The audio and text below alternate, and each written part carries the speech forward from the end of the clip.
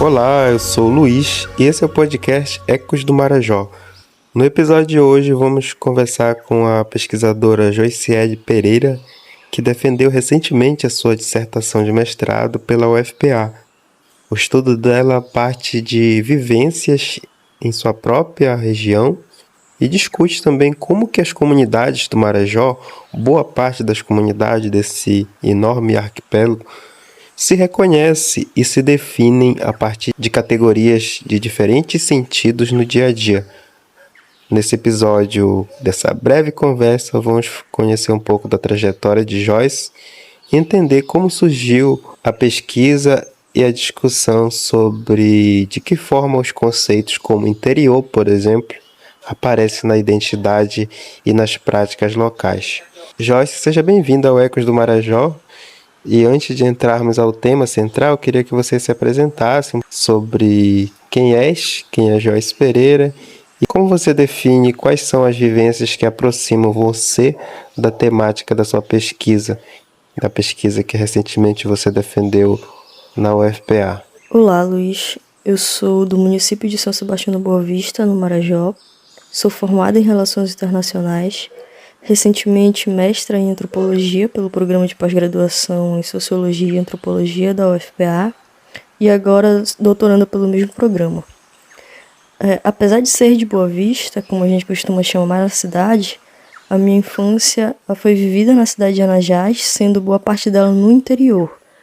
E meus avós, parte da minha família em Boa Vista, também é do interior. Então, eu posso dizer que a minha dissertação ela é fruto direto da minha experiência pessoal como pessoa marajoara, de estar o tempo todo circulando pelas cidades e pelos interiores. Agora, Joyce, conta pra gente como nasceu a ideia dessa dissertação, dessa pesquisa em si, e quais motivações, principais descobertas, e como foi também viver esse processo em campo na sua própria região.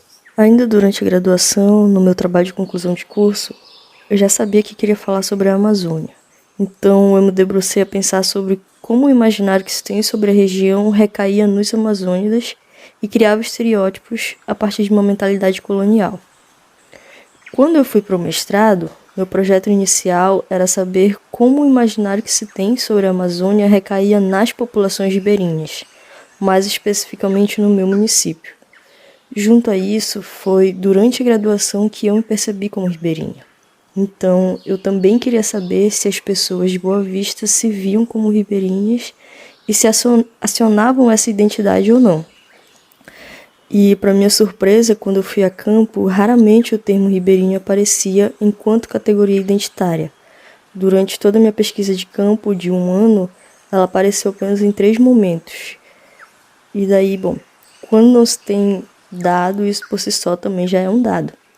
Então, se as pessoas não estavam acionando a identidade ribeirinha, o que elas estavam usando para se diferenciar e se referenciar, né? Então, ao voltar para todos os meus dados que eu já tinha produzido em campo, eu percebi que era interior a categoria que mais aparecia em vez de ribeirinho. Foi a partir daí que a minha pesquisa mudou o foco. Em vez de tentar procurar quando aparecia ribeirinho, eu comecei a ver o que as pessoas estavam falando, né? E o que elas estavam falando era interior. E foi assim que interior se tornou a minha categoria de análise. Na sua dissertação, você mostra que para as pessoas de São Sebastião da Boa Vista, a categoria interior pode ter significados diferentes, desde algo pejorativo até algo simbólico de valorização e pertencimento.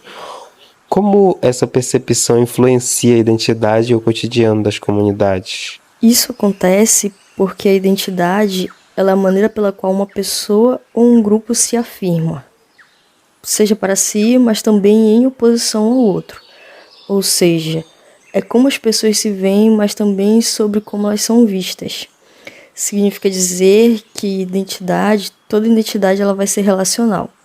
Por isso que quando eu aprofundo em tentar compreender o que o interior significa para as pessoas, ele aparece com esses 2 significados distintos. Ele se apresenta como algo pejorativo porque, historicamente, a categoria interior, desde a formação do Brasil enquanto Estado-nação, foi concebida em um sentido negativo para se falar das pessoas que habitavam principalmente o meio rural. Então, significa dizer que a pessoa do interior é aquela que é colocada como atrasada, que precisa ser levada ao desenvolvimento, o progresso. O discurso era esse. Então, foi se criando um imaginário sobre o interior que historicamente foi associado a conotações negativas e que ainda se tem muito presente hoje. Por isso, eu apresento na dissertação alguns exemplos em que o interior ele aparece para os meus interlocutores, ainda também associado como algo negativo. Mas é importante destacar, como eu deixo claro na minha dissertação, que nem todo o interior hoje ele é rural. Por isso que essa categoria ela é relacional. Por exemplo, para as pessoas que são de Belém, interior vai ser todo o resto do Pará. Inclusive vão olhar para a cidade de Boa Vista como interior. Quem mora na zona urbana de Boa Vista considera interior as pessoas que moram na zona rural do município. Por isso que interior ela é uma categoria que depende de quem fala e da onde se está falando. Então, Luiz, se alguém, por exemplo, te acusa em tom pejorativo de ser do interior, esse processo de acusação que carrega dimensões negativadas pode acabar se transformando e gerar em ti um processo de auto-identificação e, consequentemente, também de pertencimento, de dizer, eu sou do interior, sim, e aí, né? Então, a partir do confronto com o outro, essa categoria ela passa a ser símbolo de valorização e pertencimento. Então, eu entendo que é aí que está a força de uma identidade. Quando a gente se percebe portador dela, precisamos abraçá-la, porque dentro de um cotidiano marajoara, mas falando especificamente de Boa Vista, onde a pesquisa foi feita, o interior ele já existe no cotidiano das pessoas. E apesar de ter um histórico negativo que ele carrega, acho que a minha pesquisa contribui para olhar para essa categoria e reivindicá-la como símbolo de valorização. Legal, Joyce. Para encerrar, deixo aqui o espaço aberto para considerações finais sobre o que conversamos hoje aqui. Eu só tenho a agradecer pelo convite em participar desse projeto que busca de maneira incansável a valorização do povo marajoara e por apresentar tanta gente, tantos projetos e potências que essa terra plural produz. Então, obrigada. Joyce, muito obrigado por dividir um pouco dessa pesquisa. O espaço fica aberto para uma próxima oportunidade. E agradeço também a você que acompanhou o episódio do Ecos do Marajó. Fique à vontade para trazer sugestões de temas, de convidados. E até o próximo. Tchau, tchau.